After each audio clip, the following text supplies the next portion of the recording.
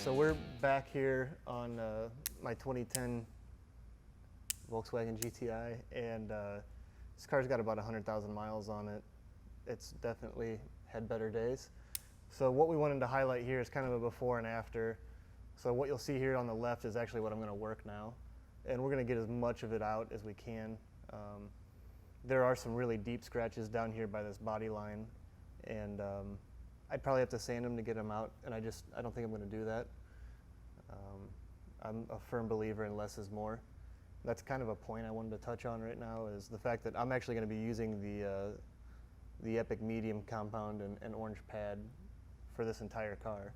So the entire car has been done with just medium compound. I did use heavy on certain spots of the hood, just because the defects would come out without sanding and using a heavy pad. I know there's a lot of detailers out there that always go as aggressive as they can right off the start, and a lot of times I think that actually causes you more work. While you might remove some defects, you might actually put even more in. So you know, I like to start with a gentle touch, and if I have to get more aggressive, we can. So let's get started. This is a fresh pad that I'm using, and I'm using the Flex 3-inch free spinning orbital polisher.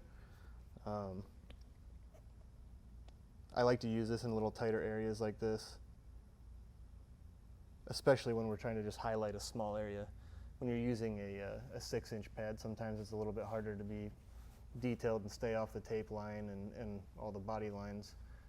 And a quick tip, if you're ever trying to do something with a tape line, try not to buff on top of it, because if you buff on top of that, that line is kind of hard to get rid of. It'll also pull glue at times, or the adhesive off the back side of this, and it'll run across your panel, and it makes it a little bit more difficult to wipe it up.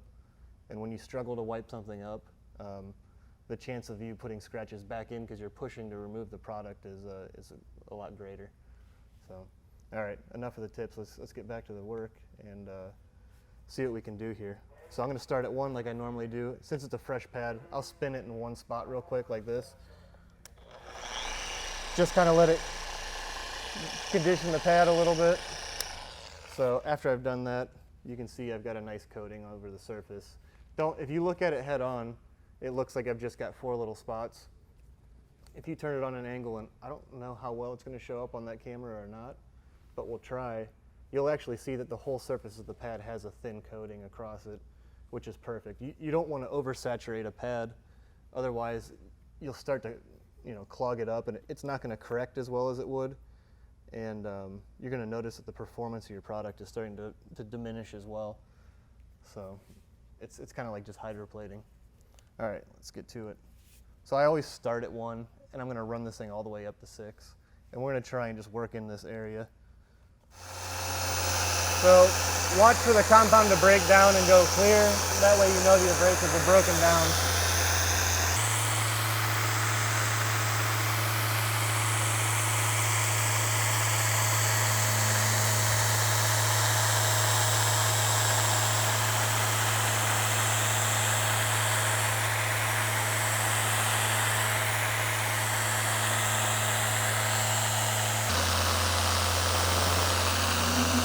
You really want to watch your pressure and the head of the machine when you're running.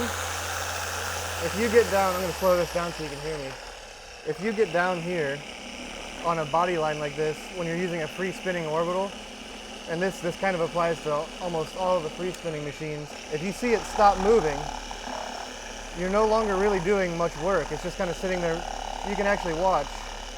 If you've got a yellow backing plate or something, it's easy to put a marker there. You could always use a paint marker here, but it's not rotating right now. It's just sitting there going like this. That'll induce micromars. You want to make sure that your pressures are correct so this machine can keep spinning and actually breaking down the compound efficiently as well.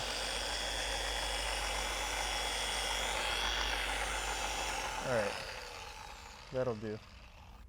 The nice thing about this compound is while you're working with it, you can actually see through it. So if you've still got imperfections in there, you can normally look into your light, whatever you're using.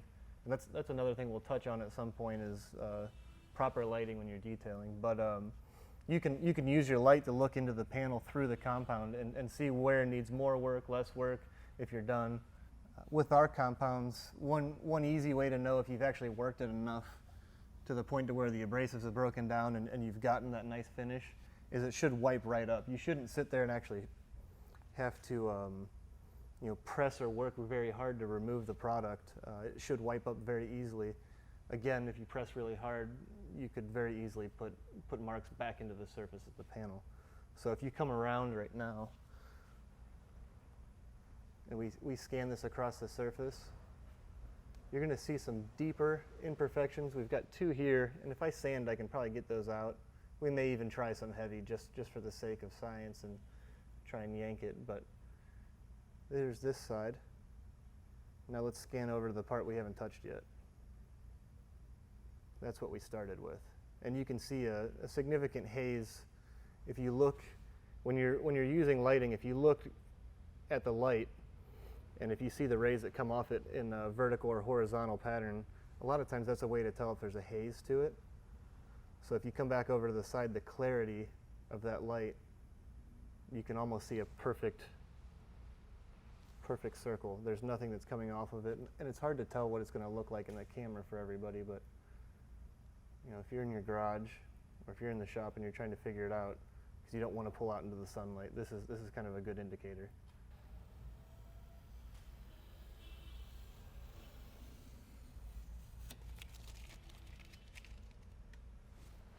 We'll wipe up this edge really quick. Now, as we scan, you'll see right here, our swirl marks and everything are still present. We'll go to our left. There's your after. Okay. Well, let's finish out the rest of the panel here. And then I do have a few spots, I think, down here on the bumper. We're going to try and make better. We may not make it 100%, but we're going to make it better. A lot of times as detailers, we want to try and fix everything. But sometimes these are actually really deep, and you're better off making it a little bit better, burnishing the scratch down a little bit, and leaving it there than actually removing that much clear around it. Because a lot of times you're really taking a lot of paint out to get that out. You could be affecting the longevity of the paint job in that area.